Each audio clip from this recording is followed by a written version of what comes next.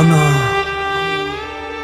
aytib tugatilmaydigan, so'zlab bo'lolmaydigan, rishtalar uzilmaydigan, izlari ko'milmaydigan, to abad azizlaydigan shundoq bir gulxonki, u qalblarni yo'rtadigan dunyo aynikidir.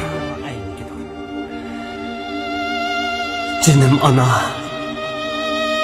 sizni bag'rimga bassam deyman. Ashu so'lg'an ko'ngillaringizni bir daqiqa illitsam deyman. Ana, jinim ana, jinim ana.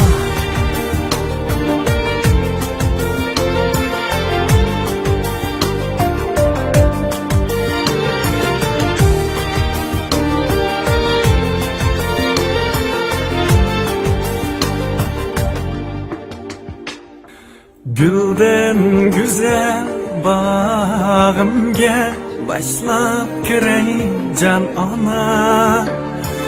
Bergelerden gül tezen sonu birey can ana. Akstumni içecekmen boldum nelge yaramle. Ecringe Hayandaz selip birey can ana. Hayatımda kolunga sular birey can ana. Yollarımda yolunga heytun bulay can ana.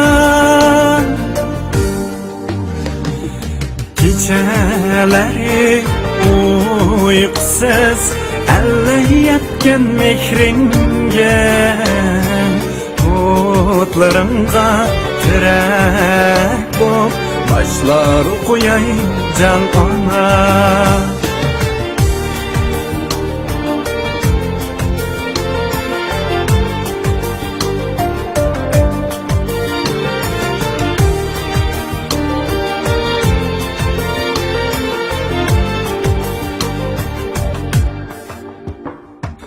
Boylarımda güç kuvvet doldurayım can ana. Gözüm uçuk vaktinde küldüreyim can ana. Akidenge min merte berekettilep günotun yoklap berep ne çeret güdüreymen can ana.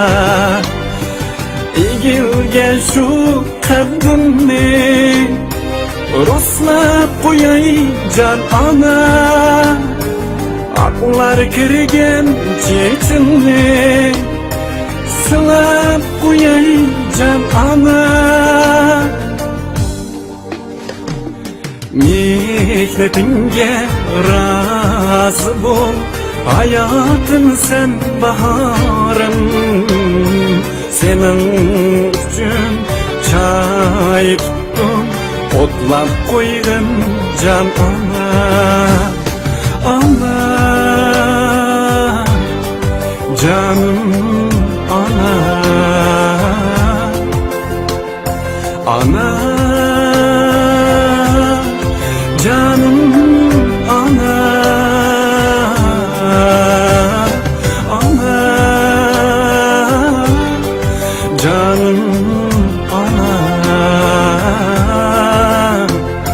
Senin için çay tuttum, otlap koydum can ana. Otlap koydum can ana.